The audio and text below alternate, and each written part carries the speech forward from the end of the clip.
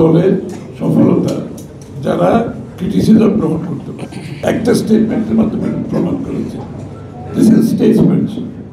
এটা বাবার জিয়াউর রহমান সাহেবের প্রতিফলন আমি এখানে দেখতে পাচ্ছি। এটা আমাকে এত আনন্দ দিয়েছে আমি বলতে পারবো না। ওটা স্টেটমেন্টে দেখি আমি নিশ্চিত সাংবাদিক ভাইয়েরা সেই ধরনের সাংবাদিকতার দিকে তাকিয়ে আছে। নির্বাচনের পরে একটা মুক্ত পরিবেশে সাংবাদিকরা তাদের কাজ করতে পারবেন ইনশাআল্লাহ। এটাই কিন্তু সরকারের সফলতা, এটাই কিন্তু একটা দলের সফলতা যারা ক্রিটিসিজম গ্রহণ করতে পারে। আপনারা আরো একটি জিনিস লক্ষ্য করবেন, বিএনপির এখন যতগুলি কর্মকাণ্ড চলছে বিভিন্ন জায়গায় আমরা কিন্তু একটা প্রশ্নোত্তর পালা রাখছি, অর্থাৎ রাজনীতিবিদদের জবাবদিহিতার আওতায় আনার জন্য সব জায়গায় কিন্তু একটা প্রশ্ন উত্তরের একটা পালা আছে এখন আমাদের প্রায় সব জায়গাতে। এই যে এই বিষয়টা আমরা ইচ্ছা করে করছি যে রাজনীতিবিদদের প্রশ্ন জনগণের প্রশ্ন উত্তর দিতে হবে, জবাবদিহি হতে হবে, এটাই হচ্ছে রাজনীতি। এবং যে গণতন্ত্রের কথা আমরা বলছি সেটাকে সফল করতে হলে যদি জবাবদিহিতা আনতে না পারি, যদি রাজনীতিবিদরা প্রশ্নের সম্মুখীন না হয়, তাহলে গণতন্ত্র প্রতিষ্ঠানিক রূপ দেওয়া সম্ভব। এই বিষয়গুলো কিন্তু আরেকটা বিষয় যেটা, সেটা হচ্ছে রাজনীতিতে সহনশীলতা নিয়ে আসে। রাজনৈতিক সংস্কৃতি পরিবর্তনের কথা বলছেন, যেটা জিয়া রহমান সাহেব সংসদের সব দলের লোকজন কিনেছিলেন, সাংবাদিকতাকে মুক্ত করেছিলেন, সাধারণ মানুষের অংশগ্রহণ, এবং উনি সাংবাদিকদের সম্মুখীনও হতেন, প্রশ্নোত্তরও করতেন। শুধু তাই নয়, উনি যেখানে যে প্রতিষ্ঠানে গিয়েছেন উনি প্রশ্ন শুনতে, অডিয়েন্স থেকে প্রশ্ন নিতে কিন্তু ভালোবাসতেন। এটা হচ্ছে মুক্ত অর্থনীতি, মুক্ত রাজনৈতিক চর্চা, এটা বড় বৈশিষ্ট্য।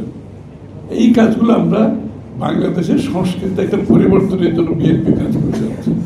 অর্থাৎ সহনশীলতা থাকতে হবে, অপরের সাথে আপনি দ্বিমত পোষণ করেও তার মতকে সম্মান জানাতে হবে, সহ অবস্থান থাকতে হবে, ভিন্ন মত থেকেও।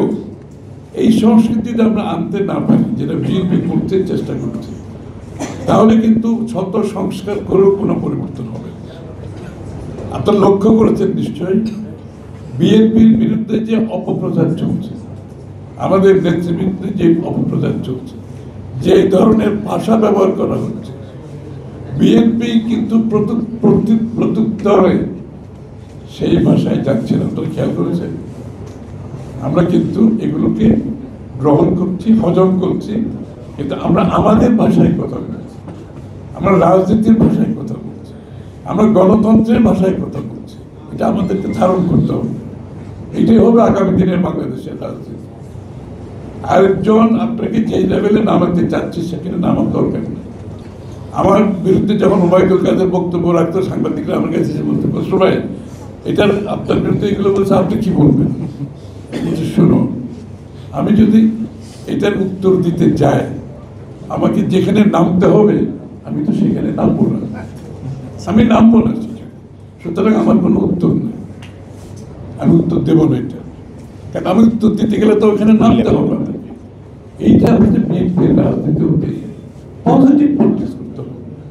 এবং তারেক রহমান সাহেবের বক্তব্যের মধ্যে আপনারা দেখতে পাচ্ছেন একদম পজিটিভ পলিটিক্স।